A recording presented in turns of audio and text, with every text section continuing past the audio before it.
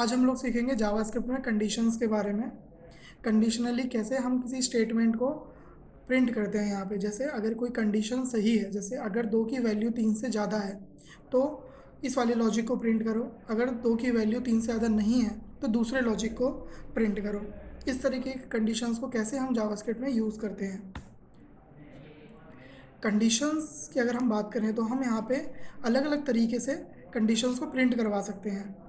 Normally हमारे पास 7 तरीके की कंडीशंस होते हैं जिनको हम प्रिंट कर सकते हैं। सबसे पहले हम इफ़ एल्स को यूज़ कर सकते हैं। इफ़ एल्स को यूज़ कैसे करते हैं, इसका सिंटैक्स हम सबसे पहले दे समझते हैं। आप इफ़ लिखेंगे, फिर स्मॉल ब्रैकेट ओपन करेंगे, मतलब सर्कल ब्रैकेट भी बोलते हैं इसको, फिर सर्कल ब्रैकेट को क्लोज़ करेंगे और इसके अंदर हम अपने किसी कंपैरिजन ऑपरेटर को लिखेंगे। आपको याद होगा कंपैरिजन ऑपरेटर्स वो ऑपरेटर्स होते हैं जिनकी रिटर्न स्टेटमेंट, जिनका आउटपुट ट्रू या फॉल्स होता है। फिर इसको ये करली ब्रैकेट जो हमने लिखा है, करली ब्रैकेट को ओपन करेंगे और क्लोज़ करेंगे। करली ब्रैकेट के अंदर इस वाले पार्ट को हम बोलते हैं इफ़ की बॉडी।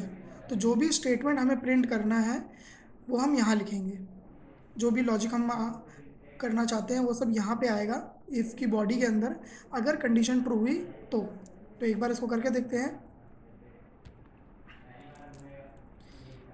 जैसे इफ़ 4 इज़ ग्रेटर देन 5, अगर 4 5 से बड़ा है तो प्रिंट कर दो console.log हाई। इसने कुछ भी प्रिंट नहीं किया।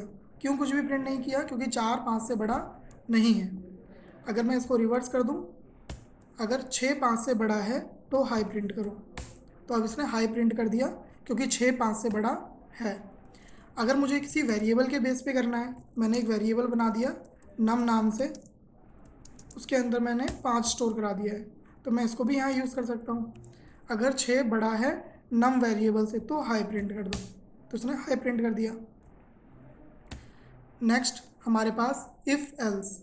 इफ़ एल्स में हम लोग हल्का सा, आप यहाँ देख रहे हैं यहाँ चेंज आया है। इफ़ तो बिल्कुल सेम टू सेम है, बस हमने एल्स कीवर्ड यहाँ लिख दिया है और ये वाला पार्ट जो करली ब्रैकेट में हमने लिखा है इसको हम बोलते हैं एल्स की बॉडी।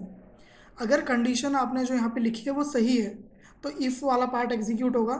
अगर ये कंडीशन सही नहीं है, अगर इसका आउटपुट फॉल्स आ रहा है तो ये वाला एल्स का जो बॉडी है ये एग्जीक्यूट होगी। एक बार इसको करके देखते हैं।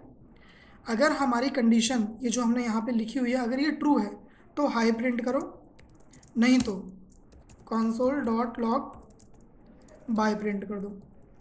अब हम इसको एग्जीक्यूट करके देखते हैं। इसने हाई प्रिंट कर दिया।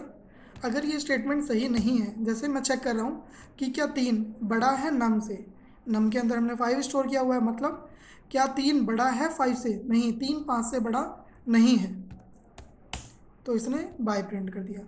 मतलब आप जो इस वाले पार्ट के अंदर लिख रहे हैं ये आपकी कंडीशन है, इसका आउटपुट ट्रू या फॉल्स होगा। अगर इसका आउटपुट ट्रू होता है तो ये वाला पार्ट एग्जीक्यूट होगा।